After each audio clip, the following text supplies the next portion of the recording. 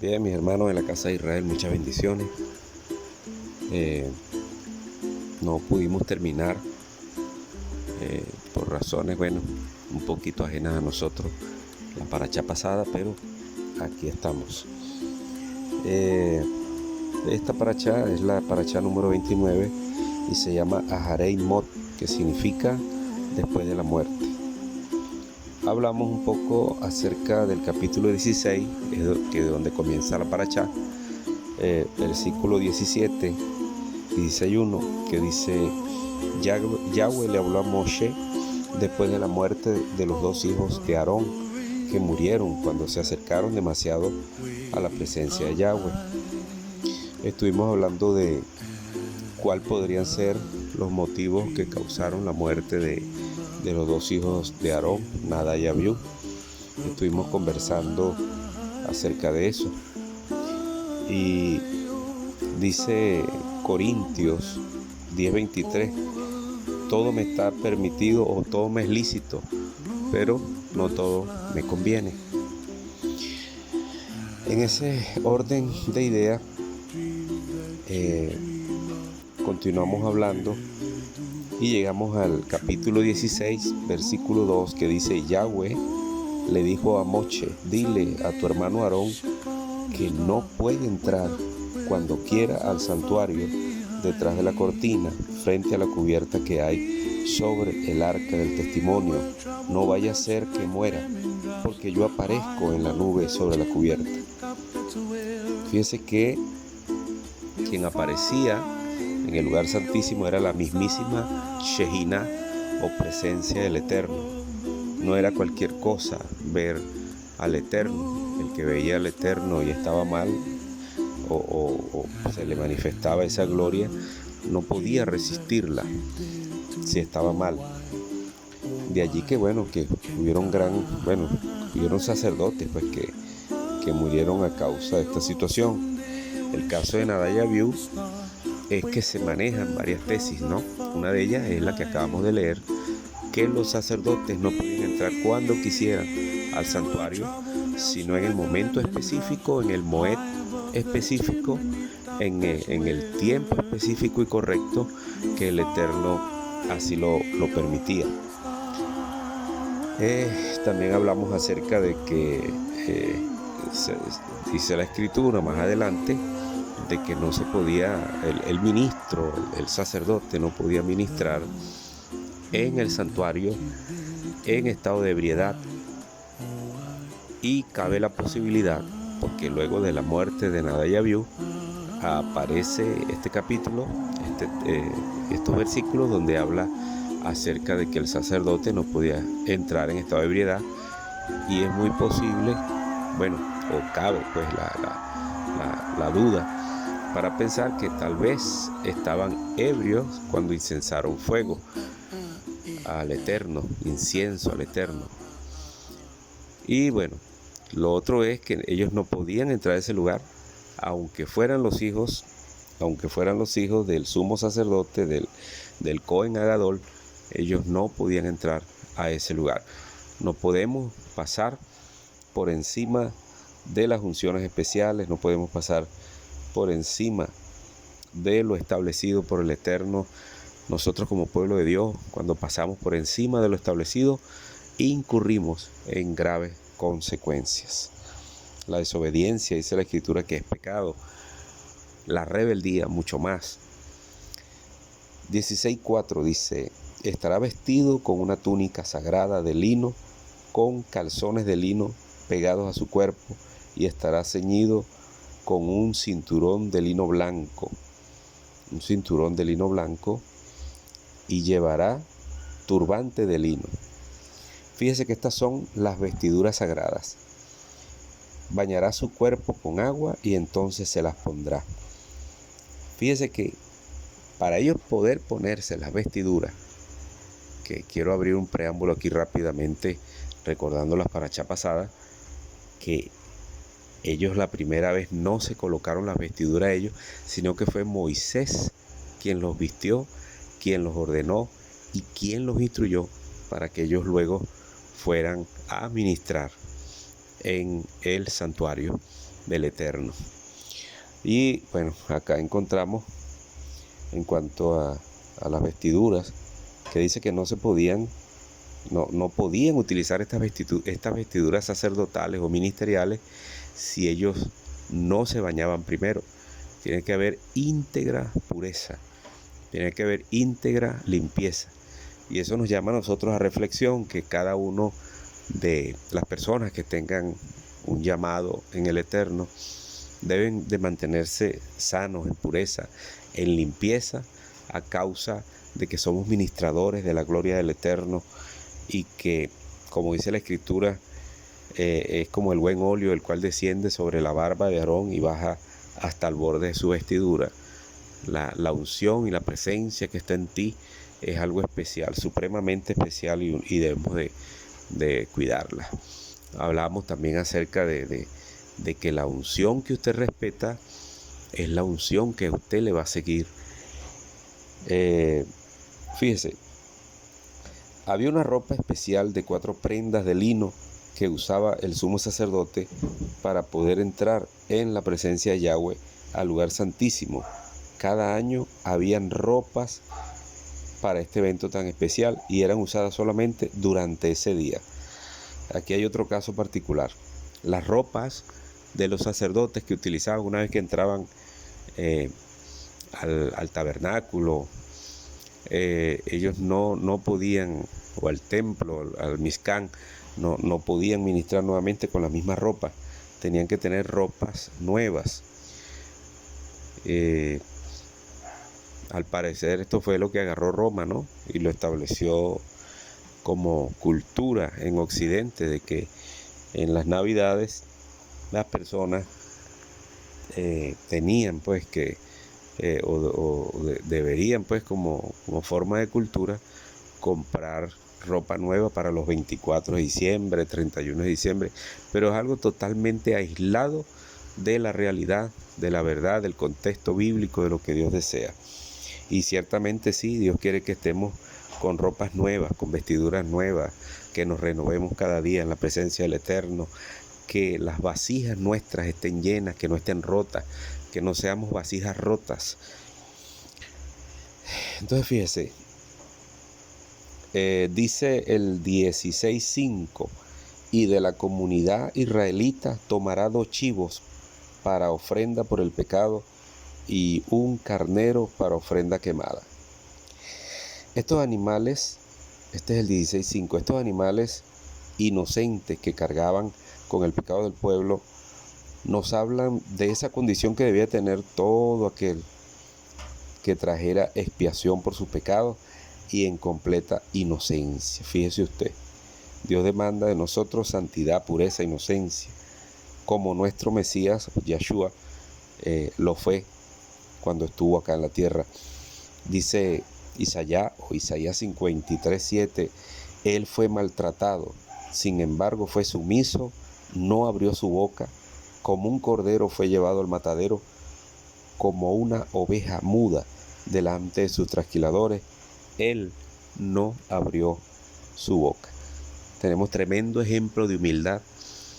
A veces es muy posible que usted tenga la razón en algo, pero no es momento en algunos lugares en defenderse, en hablar, sino tomar la postura de siervo, la postura de a veces recibir lo desagradable, solo o tan solo por agradar al Eterno. Dice la Escritura que el Eterno mira de lejos al altivo, pero al sencillo y humilde, Dios siempre está muy cerca de él. Continuamos. Levítico 16:6 dice, Aarón debe ofrecer su propio toro de ofrenda por el pecado para hacer expiación por él y por su familia. Fíjese, el sumo sacerdote tenía que sacar de su propio bolsillo el precio de este toro. Es un acto que denota sin lugar a duda el no aprovecharse del rol sacerdotal. Y bueno, de eso tenemos un mecate bien largo, ¿no? De lastimosamente, pues, cuántos ministros se están aprovechando de las ovejas, cuántos ministros se están aprovechando de su investidura para hacerse ricos, para ostentar, pero que el Eterno nos guarde como casa a no caer en estos eventos que no agradan al Eterno en ninguna manera. Dice el 16:8, y hará un sorteo por los 2 chivos, uno marcado para Yahweh y el otro marcado para emisario o Shaliach, enviado.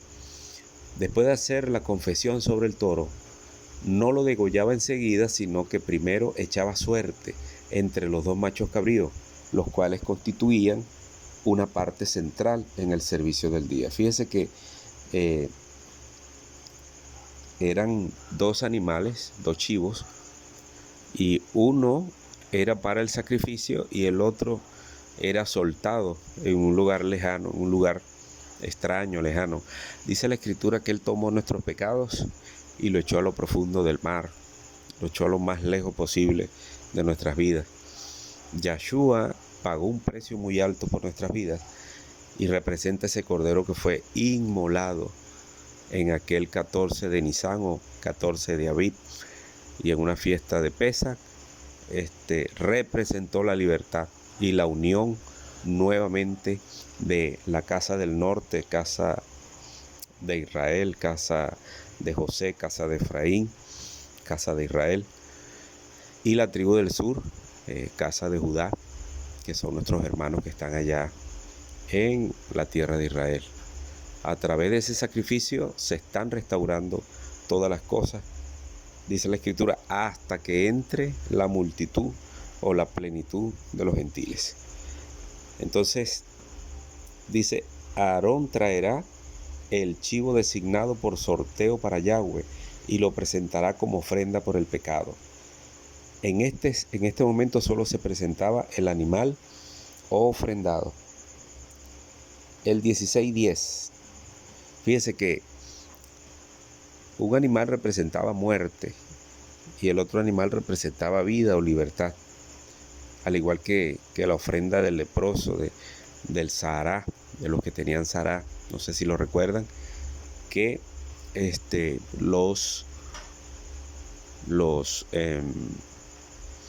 los leprosos ofrecían 2 pájaros, 2 palominos, y uno era degollado en una vasija de barro y en aguas que corrían, y el otro lo soltaban, pues lo mandaban a la libertad.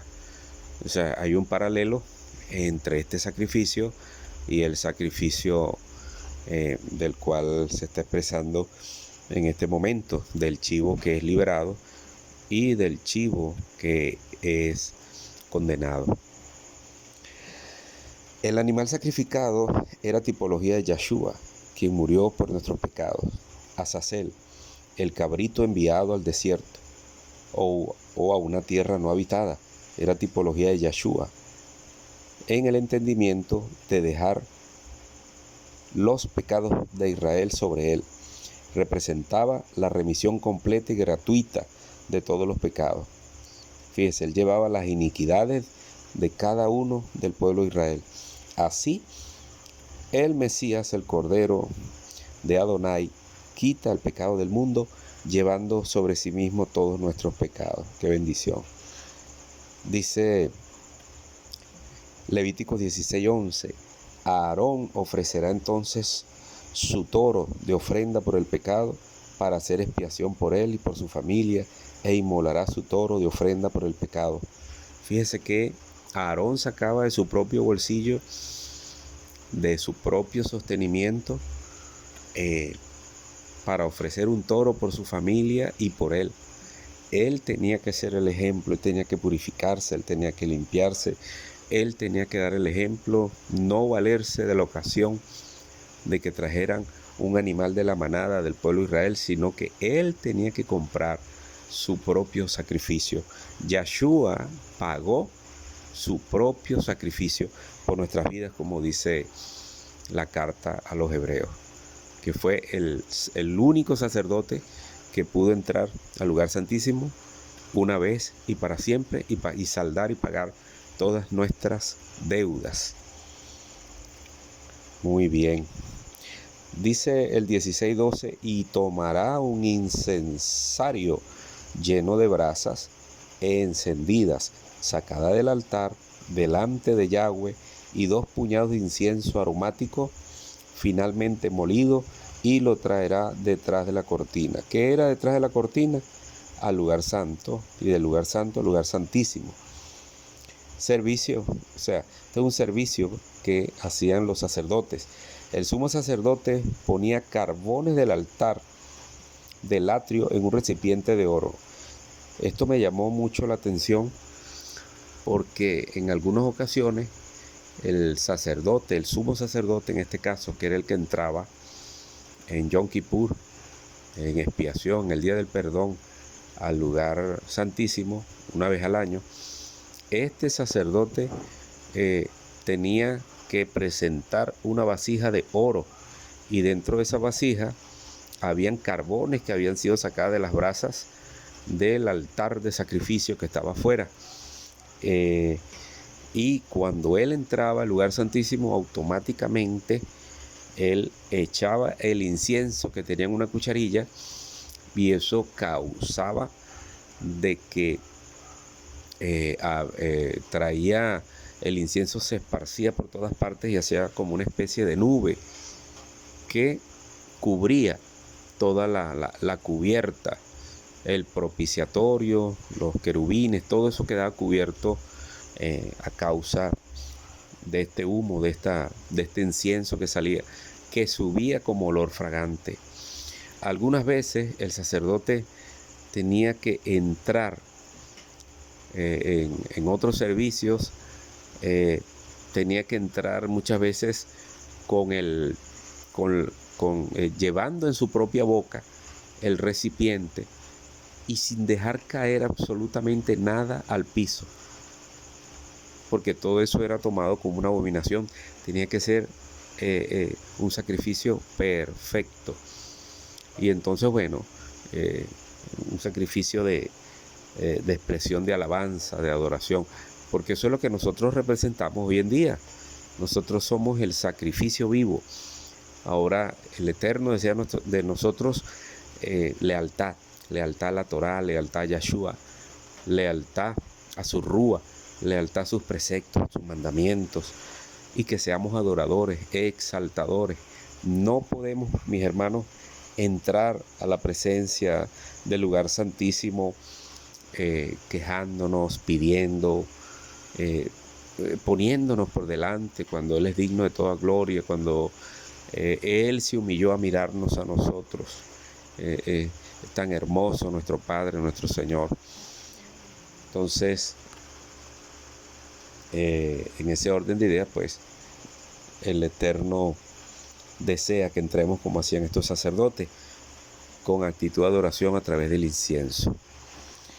Dice Levítico 16:13, echará el incienso en el fuego delante de Yahweh, de manera que la nube del incienso cubra la tapa que está sobre el arca del testimonio. O sea, fíjese lo que venimos hablando. Entonces, el humo producido por la quema del incienso sobre los carbones que habían sido arrebatados del fuego exterior, esto simboliza el momento en que el Mesías Yahshua se presentaba ante Elohim después de su resurrección. O sea, imagínense, esa brasa, ese fuego, a donde se echaba el incienso en unas brasas calientes de un recipiente de oro. O sea, pureza, limpieza. Y Yahshua fue molido por nuestros pecados. Fue pasado por la brasa, fue pasado por el fuego, fue pasado por todos esos momentos. Dice que fue molido por nuestros pecados, tal cual el incienso que tenía que ser molido hasta llegar a un estado de estar bien cernido. Qué maravilloso es la Torá, qué maravilloso es conocer todas estas cosas tan hermosas. Aleluya. Bendecimos el nombre del Eterno por siempre y para siempre. Aleluya. Aleluya. Fíjense que eso lo corrobora Hebreos 4, 14, 16 dice, porque ya tenemos un gran Cohen Agadol, o sea, el sumo sacerdote, que ha subido atravesando hasta el más alto cielo, Yahshua, el Hijo de Yahweh. Sujetémonos firmemente a lo que reconocemos como lo verdadero, porque no tenemos un Cohen Gadol que no pueda compadecerse de nuestras debilidades, ya que Él fue tentado en todo, como nosotros lo somos ahora, con la única diferencia que Él no pecó. Fue tentado en todo, mas no pecó. Qué hermoso. Yo siempre he dicho que Yahshua es el mismo Elohim, que ninguna sangre humana terrenal podía limpiar nuestra falta, nuestras culpas, nuestros pecados. Ningún hombre, ningún simple hombre de carne y de hueso podía limpiar, aleluya, todo el pecado, toda esa pobredumbre que había en nuestras vidas, aleluya. Solo Él lo pudo hacer. Entonces dice Hebreos 10, 19, dice, así que hermanos, siendo que tenemos plena confianza para entrar al lugar santísimo por la sangre de Yahshua, mediante el camino nuevo y vivo que Él nos abrió a través del velo, es decir, su cuerpo, y siendo que tenemos un gran sacerdote sobre la casa de Yahweh, acerquémonos con corazón sincero, con la plena certidumbre de la fe, purificados los corazones de toda mala conciencia y lavados los cuerpos con agua pura. Tenemos que venir a Él y lavarnos en el agua pura. Recuerdan que los sacerdotes no se podían colocar las vestiduras si no pasaban por el proceso de el baño ritual.